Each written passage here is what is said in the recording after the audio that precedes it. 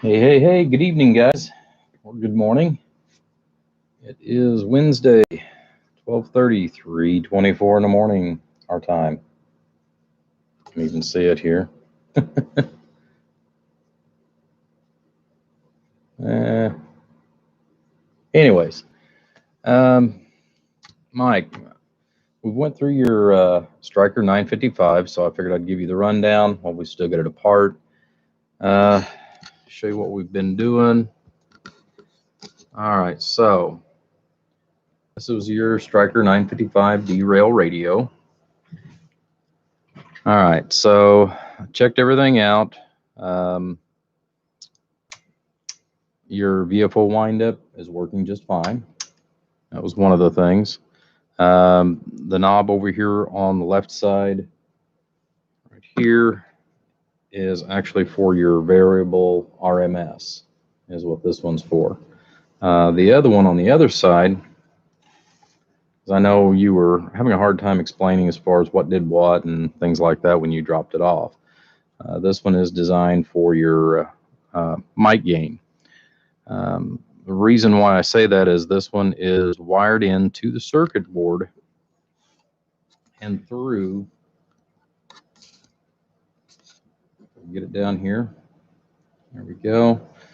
It's wired in conjunction with an alternate echo board, which is what this is. It's a Ranger EPT echo board, and what it is they have got this wired in back here for your direct inject. Essentially, you can go ahead and take your input signal, bring it in here. It's going to go through your echo board, and then at this point, it's going back in and using the controls here on the front of the radio. Still not used to this camera here, guys. Sorry about that. But anyways, so it's wired in. It's going back over here to utilizing your echo control on the front of the radio so that you can go ahead and adjust it while you're using your direct inject. So that's one of the reasons why I think you were having some issues as far as either on the transmit audio. Again, like I said, I know it was kind of in the gray area as far as what your problem was. So we just went ahead and went through everything all the way from start to finish and tried to go through bits and pieces. I know part of it was you wanted to put back some of it to factory specifications. So one of the things that I did notice, and one of the things that I was actually concerned with, because a lot of times when people do the hi-fi receive and upgrades and things like that, what happens oftentimes is this little filter, crystal filter right here, gets changed out, and instead of it having a bandwidth of like 5 megahertz, they'll jump it up to 6 megahertz. The problem with doing that, when you change that out and expand the width that it will receive in, you wind up, the tendency typically is you have way more bleed over from, for example, I've got it currently on 20. You're going to receive more from channel 19 and 21 as far as that goes. That is not the case because this is still OEM. We went back through, we've looked at the board from essentially from your speaker input, and we have followed through all the way back up into your mic gain control up front on the radio. Nothing seems to be changed or disturbed in relationship to all the SMT parts that are located in the circuit for either either for transmit or for the receive on the hi-fi. Now, the Stryker 955 is an unusual animal. The reason why is because, generally speaking, it has got just wide enough bandwidth on the receive where you can go ahead and run it just like a normal radio, and you're going to hear a lot of the highs and lows that typically you're not going to get with most radios. That's one of the things that is kind of nice about it.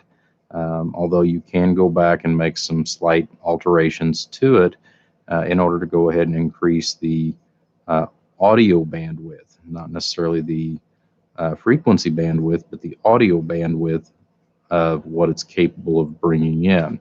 So that's one of the things that I wanted to look at. So one of the things we're going to do is we're going to go ahead and show you here on the oscilloscope. We're also going to show some numbers here for the RMS. We're going to go ahead and do one other test. Let me get that punched in here, which is we're going to run this on the spectrum analyzer. That is one thing that I have not done as of yet. So bring that down, enter, back to center frequency. All right, so. Well, good evening, Charles. What's up, buddy? It has been a very, very long day. I've got the 48 pill done. I've got the 1000 amp power supply taken care of. There's not going to be a video on the 1000 amp power supply just because all I did was replace the cord on it. It is used to power the 48 pill. I've actually got to do some editing. I bought some new software, so I'm going to play with some of that and run it on the computer and go ahead and do a video on it. So that's coming next after I finish up here. I figured I'd go ahead and do this one live because it has been a while, but you know, I know we wanted kind of a rundown as far as what has or hasn't been done to this. It kind of gets confusing, especially when you start bombarding yourself with all the different types of radios and all the neat gizmos and gadgets. Yeah, well, I have too. I have run myself ragged on that 48 pill, tracking down gremlins. So, yeah, I can definitely understand that. But Mike, I've went ahead and also set you up a couple of different tags that we're going to put on the side so that you know which one does what. So I also wanted to make mention of that. And let me get this other tag because I know one of them was right, one of them was wrong, and apparently I kept the wrong one instead of the right one. So let me grab it real quick while I think of it.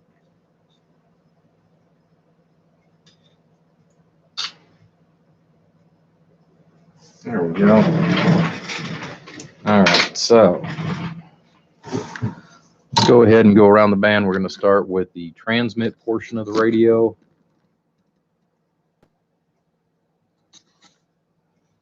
And it's still hard for me to fathom as far as this camera. All right.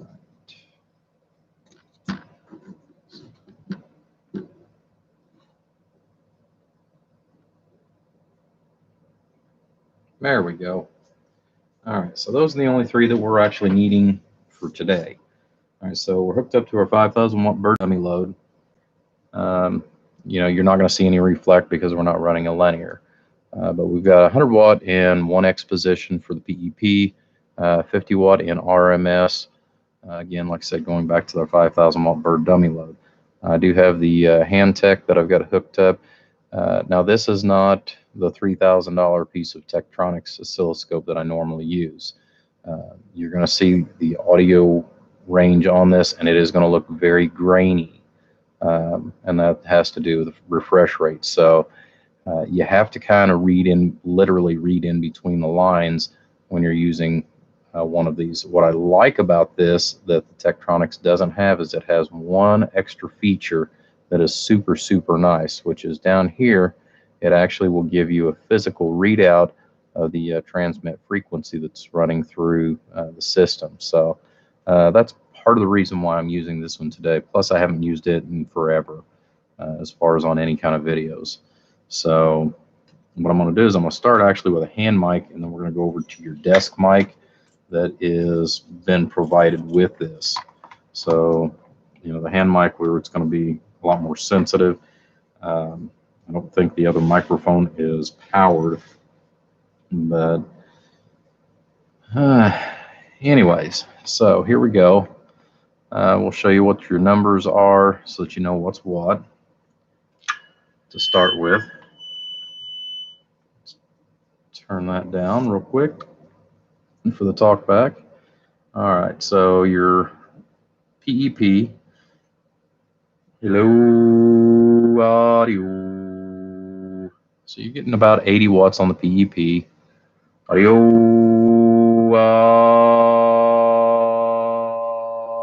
audio. And we get about 30 on the RMS. That's with a 5-volt carrier. Let's back this all the way down as low as it's set. Looks like at about 1 watt. Hello audio. So we're looking still at 80 watts on the PEP. Your dial-a-watt, if you will, for the RMS, with it being set where it's at on the low carrier.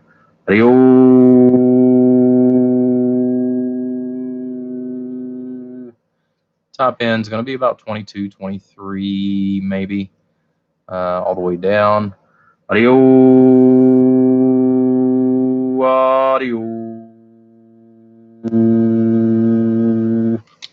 So about 13 on the RMS, with the way he's got this one set up. So should give you plenty of range of motion to do almost anything you want. I've only actually wired in one of those for one particular customer. I haven't had a lot of call for it, but I have had people ask about it. So that's where we're at on that. Let's go ahead and take a look now, or concentrate on the oscilloscope. Okay, we've got a principal signal going through right there. Hello, audio.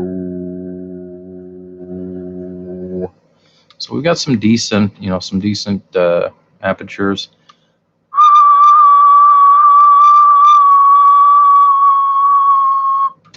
So with a general whistle, you're going to see that it's right on the cusp of actually flat topping. But now that's just using, standard stock mic.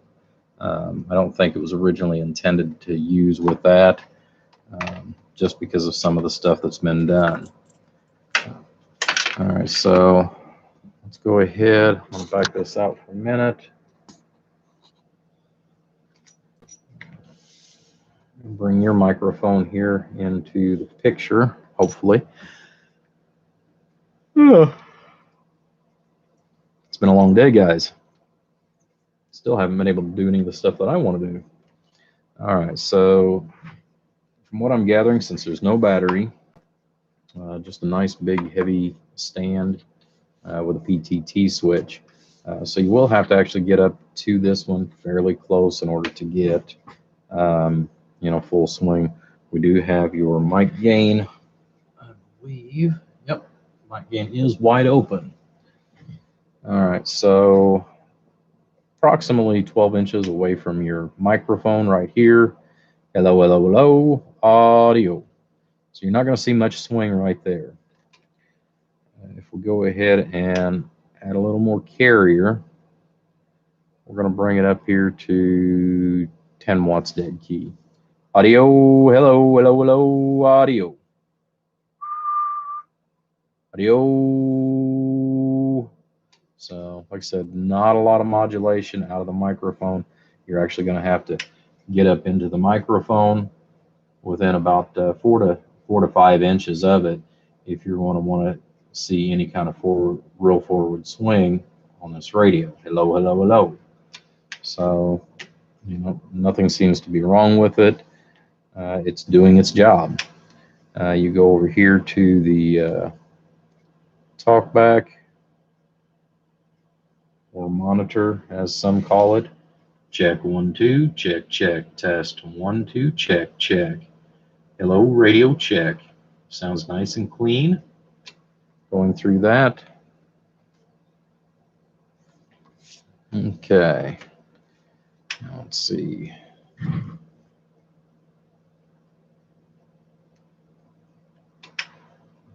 Hold that down here. Oops. All right, so I'll get that off. All right, so it's showing a frequency here below the bottom. Take a look at it.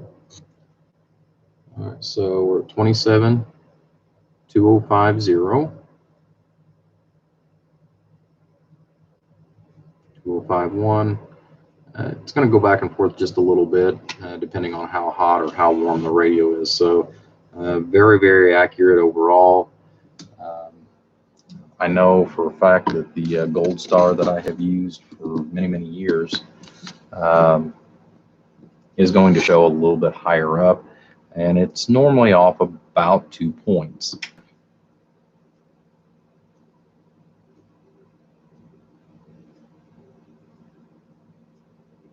So 504.32. So yeah, maybe about 3 points at the most is what we're looking at. So, all right, so there's our principal signal going into it. Looking at it through the spectrum analyzer, that's 100 kilohertz division by 3 kilohertz. So just using your microphone that you provided. Hello, audio. So don't seem to have any splatter as far as offside. Let's go over here to, where is it? Sideband. All right. Audio.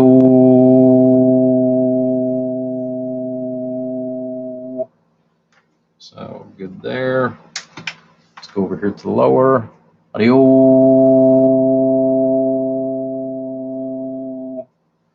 And good and clean there as well. Let's go ahead and increase the span. Let's go ahead and move that up to, this thing will let me do it here. Just want to be fickle. Okay, so we're going to go with a 1 megahertz spread. We're going to drop this down to 30 kilohertz. And we've got 20 dBm on the input. Hello, hello, hello, audio. So still really good. Let's go back to the AM real quick. Audio, and nothing showing up. So we're in really good shape on the overall, as far as looking at it on the transmit side of it. So now we're going to go to the next point, which is going to be on the receive. All right, so try to get the camera here where you can see it. See what we're doing up here on the RF generator. All right, so on the RF generator, we're still on our principal frequency of 27.2050. Right now we have an RF level of 1 microvolt. We're going to start with our standard 1000 kilohertz tone. I do have the AM modulation set at 50%. The reason why is it makes it easier for the test that we're actually getting ready to perform. So as we go through here, let me hook up, unhook from the dummy load, hook up direct to that.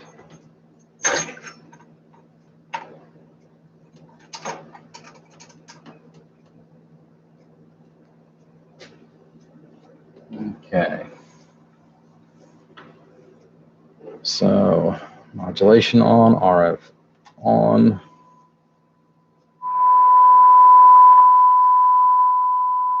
And we're going to give that about a 20% mic gain. That's where we're set at. So we're going to go over here to the frequency span. All right, so we're going to go down first and hit the low frequencies, and then we're going to come up beyond the 1000 kilohertz frequency and show you the receive at that point. So now sometimes the microphones are unable to catch the frequency itself on the tone, but you'll be able to get a relative number.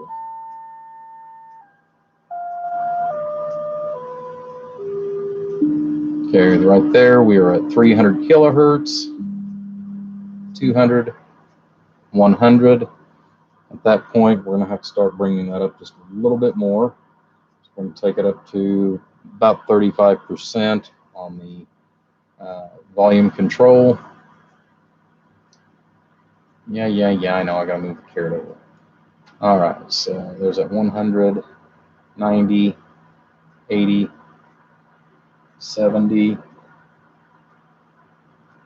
right around the 70 to 80, so probably about 75. We'll move over one more. So it looks like 73 hertz on the low end, which is really, really good. I usually shoot for about 80 myself. So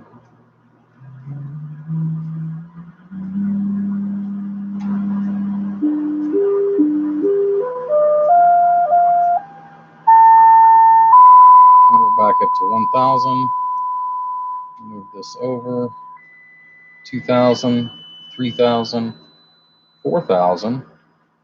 And we're still there at 5,000. I know we're going to have to go over. So 5,100 kilohertz.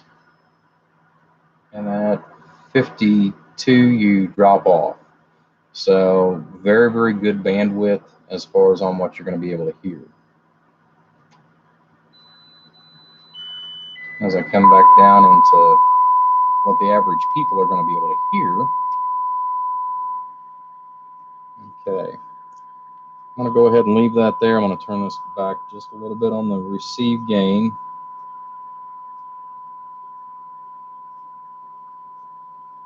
Okay. So we're going to go over here next to the carrier level.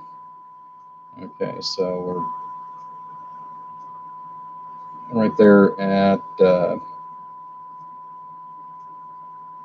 technically that's 0.1 microvolts. We're going to go ahead and move this up and take it up to 10. Okay. So at that point, now we're going to move off to channel 21. We have complete and utter rejection, which is what we want. And going to 19, we're great. So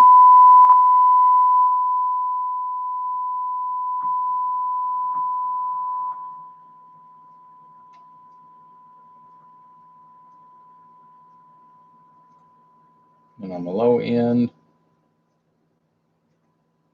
let's see, yeah, 0.2. So that would actually be a 0.02 since we're in the UV. So really, really good as far as on the low end. Your RF gain is wide open, and you're still able to hear a fairly good signal. The noise blanker, I think somebody's actually adjusted it a little bit. The reason why I say that is when we go to the noise blanker, it all but cuts it out at that level, which is great. That's about what your Cobra 29 is going to do. And then you'll start receiving again 0.1 up from there. So we're at 0.3, and we're starting to actually be able to hear the low incoming signal. So everything overall looks really good on the receive. Great rejection as far as from channel to channel on the sides. Transmit's working really well. All the different features about it is seeming to function. So overall, I'd say the radio itself has got a good bill of health. Hey, good evening, DD. Trying to get the radio back in here. So, go to sleep already. Yeah, well, we're definitely going to do that here shortly. I want to go ahead. This is the last piece that I have for this customer. He brought me pieces at one time, one of which has been a complete bear, which is that 48 pill. I got it finished. I've just got to do some editing to the video for it, and I want to try to do that and get it uploaded yet tonight for you guys. That way I can give Big Mike a call, let him know he can come pick up his stuff. But anyhow, guys, we got this one done. So we are nearing the end of the pile for the year. The 48 pill drove me absolutely nuts. It had a few other issues with it that didn't show up immediately. It did after we started going through it section by section. Well, I called two of the best of the best in the companies or in the industry. Looking for ideas and what have you on that. So we got it, and it's up and running. So well, that's about all I can say. Alrighty, guys. Well, I appreciate you for popping in. Hopefully you get a little bit of an education with this radio. I usually don't go through one this far or in this depth as far as showing every attribute that there is with the radio, between the receive, the transmit, the frequency, the spectrum analyzer. I kind of go through a little here and a little there, and some of it's based on what the customers ask for. A lot of it is I am very, very limited on time, so sometimes there are things that I would like to have in there for certain videos that I just don't do. So that's the reason why I wanted to take a little bit more time this evening with you guys and show you some of the ins and outs. This is kind of a good one just for that, because you have a frequency span that we're dealing with. You have transmit, and this one's got a couple of goodies in it. I probably would have never done this and probably would not have recommended it. I've tried it in the past, and although it works, I've never had one really work well, if that makes any sense. So, I usually don't recommend trying to do that. I know some people will try to do the onboard echo and try to route through it and then route back in. It goes into a whole nother world whenever you're trying to do that. That's where, honestly, you're looking at an iPad audio or something like that is much more efficient than going this particular direction. But anyhow, guys, yeah, it is 10 to 4. Like I said, I want to get this done. I've still got some editing to do on the other one, and then I can go and get me some shut-eye and start another day, because I've got 2 more I want to get knocked out tomorrow, one of which is already apart, and then the other one shouldn't take me but about 3 hours to do it. So everybody, hopefully you enjoyed this video, and we'll catch you at least one more time before the first of the year, which is coming up very, very soon. Thanks again, everybody. Appreciate it.